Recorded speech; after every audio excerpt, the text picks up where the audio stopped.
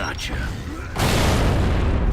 Ever since the first Gears of War curb-stomped its way into the top of the heap, Gears of War 2 has loomed large on the horizon. It's hard to imagine that Epic could drop the ball after birthing what looked like a sure mega franchise. Players were promised Gears 2 would be bigger, better, and more badass. The final verdict? Done, done, and done.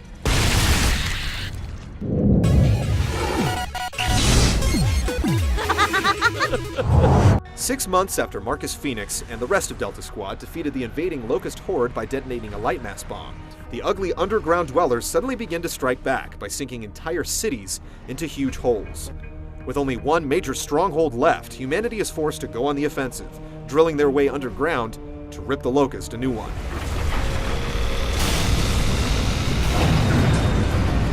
As a war story, Gears 2 knows what it's doing. A professional writer is on board this go-around, and from time to time, it definitely shows. There's a little weirdness, melodrama, and cheese, and Emergence Whole always somehow sounds horribly wrong, but there's also some real human drama packed between powerful set pieces. The path to the finale hits a variety of moods, emotions, and destinations.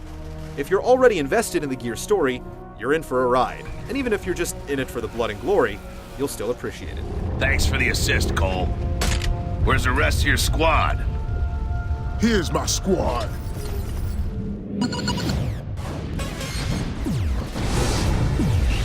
We're gonna have to blow this thing open. Baird, can you get a blast charge ready? Of course. Regular or extra strength? Extra strength. First on the menu is a well-paced campaign that clocks in at just the right length. You can go solo or play with a friend, getting a balanced experience even if the two of you are on different difficulty levels. You'll take in impressive sights, frequently change locations, hit a few burly boss battles, and when you start to feel like you've slaughtered enough enemies, you'll head towards the finale. It's a fairly epic chunk of gameplay built around impressive set pieces that takes big ideas and does them justice. Clear times will definitely vary based on skill and difficulty setting, but you can reasonably expect a solid 8 hours of play. The number may stretch even more if you're trying to fill out your war journal, but with the overall fast-paced and so much bloody good work to be done, the incentive to pick up dinky collectibles is honestly pretty low. The real multiplayer meat comes in two forms. Horde is the newest concept, as up to 5 players dig in on one of the game's multiplayer maps to face waves of increasingly difficult enemies. If one man survives, everyone is revived to face the next onslaught. It's repetitive by nature and exposes a few weaknesses in the AI, but it earns its place through challenge and teamwork. The game also includes a wide-ranging assortment of player versus player action. Traditional match types are supplemented with new modes, the most interesting being Submission, that capture the angry moving target game formerly known as Meat Flag, and Wingman, an incredibly fun deathmatch variant that divides players into teams of 2, preserving some of the chaos of a free-for-all while still giving you somebody to watch your back. There's a 10-player max for every match type, and bots are also on the menu to fill in any empty slots. The sheer bulk of content available is a great quality on its own, but it's the gameplay that makes it all worthwhile. Sweet oblivion.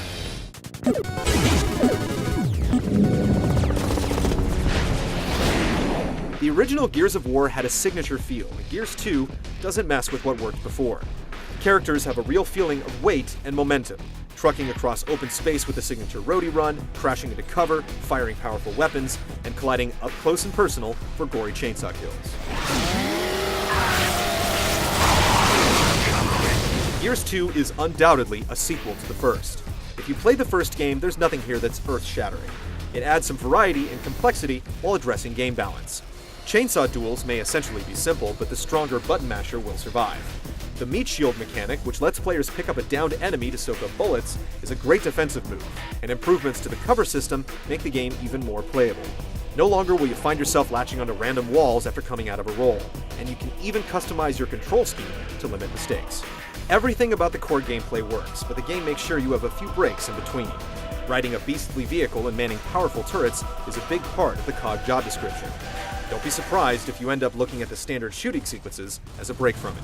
The different environments substantially change the way you fight and progress. There are enough different types of enemies so that you'll need to adopt new strategies to deal with them. Fast-moving, skittering bombs called tickers are only one of the new occupational hazards. They're spread out over the campaign, but you can really get familiar with the new faces in Horde mode. As for the boss fights, they don't really flow completely with the rest of the game, but they still make a lasting impression.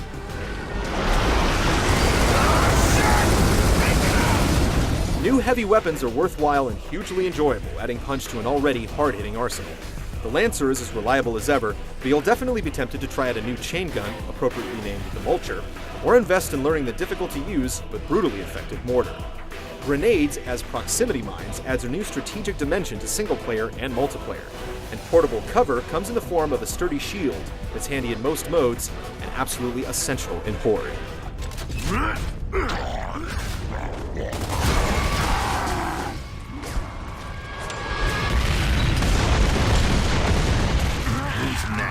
Multiplayer hasn't quite been revolutionized, but it has been significantly improved. Numerous balance tweaks and smart new mechanics help make multiplayer enjoyable and fair. A stopping power feature discourages head-on charges, and being able to crawl when you're downed increases survivability and makes the somewhat risky finishing moves even more important. If you are taken out, a dynamic battle camera lets you snap and save pictures. Even though it's been expanded, the gameplay remains focused and fun.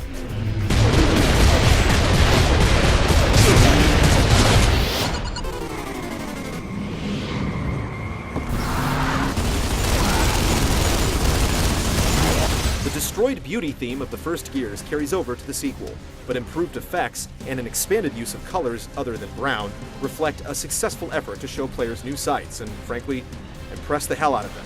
You'll see some crazy stuff happen in the second chapter of this war, and you'll have to find out for yourself what that repulsive meat cube demo has grown into. Characters again look larger than life and a little more human than they did before. Gore still looks sick in the best way, with a handful of new finishing moves and the already infamous chain sodomy animation. The game consistently manages to put impressive holy crap worthy stuff on screen. Your ears get their fair share of candy too. Voice work is almost always right on, and the music is epic, foreboding, and dangerous. Damn. Talk about a graveyard. Dirty grub shit all over this place. I got no respect for the dead. You may be able to pick out some problems with the presentation, like a rare flat line or blurry texture, but the overall level of quality is absolutely top-notch. And a mature content filter that censors blood and swearing might even make it ESRB friendly. Maybe.